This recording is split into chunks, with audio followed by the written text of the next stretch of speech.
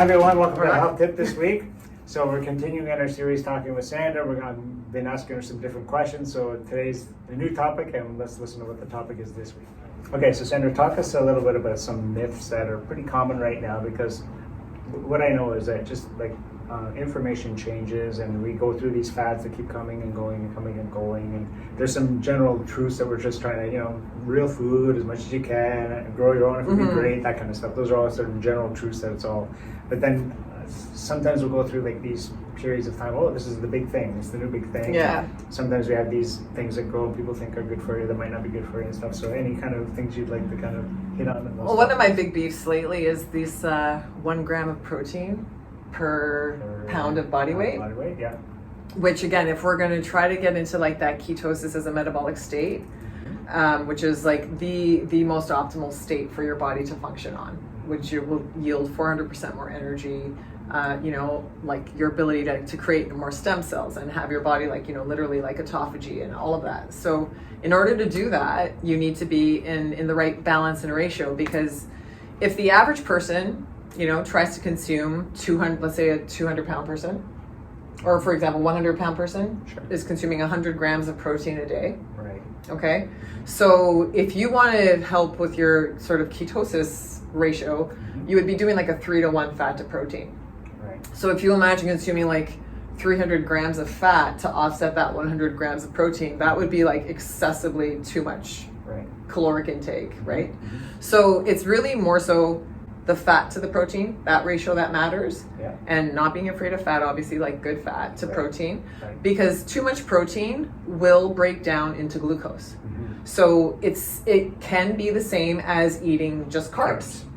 Yeah. And protein is not like, just be a protein. Yes, there's a role for it, absolutely, but without it being balanced and without having like the right amount of ketones in your body, you're not going to yield like what you need to yield. So, and the fitness industry is notorious for this. And and I came from it, so I would just watch all these trainers with their feed bags and they're eating all day, and I'm like, we don't need to eat that much. Like there is nobody training at the level where they need to eat that much, unless you're literally trying to go for that hypertrophy where you want to be like on a stage somewhere looking like a gorilla. But the average person going to the gym, listening to a trainer, don't listen to a trainer for nutrition advice. I would say like that's first and foremost, because they're informed by whatever personal training program, weekend course, but like it's generally the same sort of cookie cutter advice they're giving most people. Like finish your workout, have your protein, which is usually a protein shake, which again, now we're getting into the synthesized, refined, crappy, like your body doesn't know what to do with it properly. So like it's just a bit flawed all around, but too much protein is not the answer. It's about ratios, and ratios that are right for you, and finding that macronutrient profile that is really individual to everybody, and then oriented to what the goals are.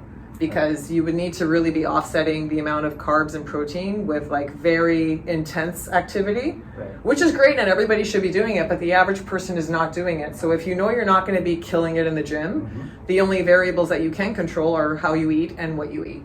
So that should really be approached with some sort of guidance. Okay. So she kind of threw out a lot of big words there.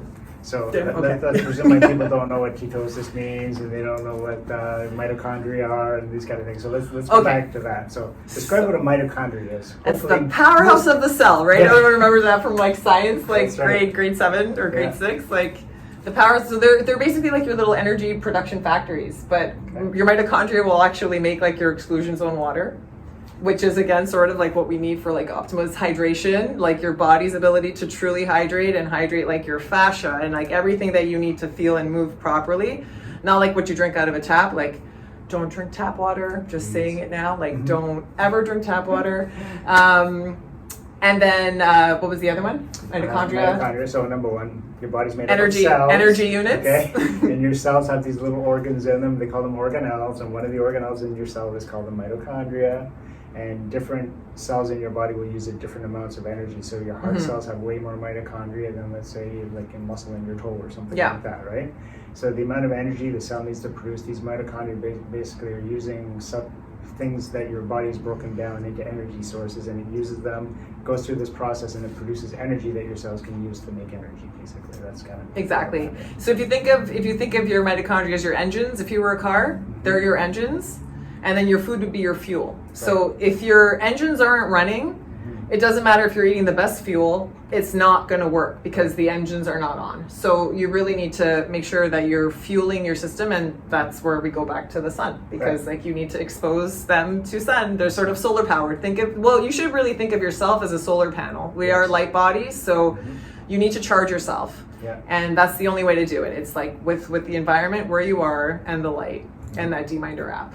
Right. It's a really easy way to do it. It's a really easy way to just like get yourself on a pattern and a rhythm. Yeah, that's cool. You want to talk about this? Oh, this is a complimentary $99. So this is like the first intake for the program, or it could just be like an assessment of your health picture.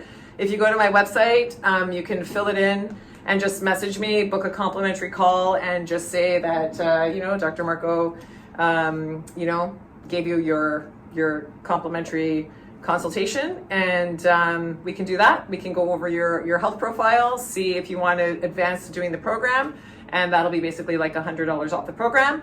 Or we can just go over that, have that conversation, and you can take it, put it store it, implement some of it, don't, and then circle back whenever you're ready. All right, everyone. So thank you very much for paying attention. That's the health tip for this week. Thank you. And we'll see you next time. Take care. Bye-bye.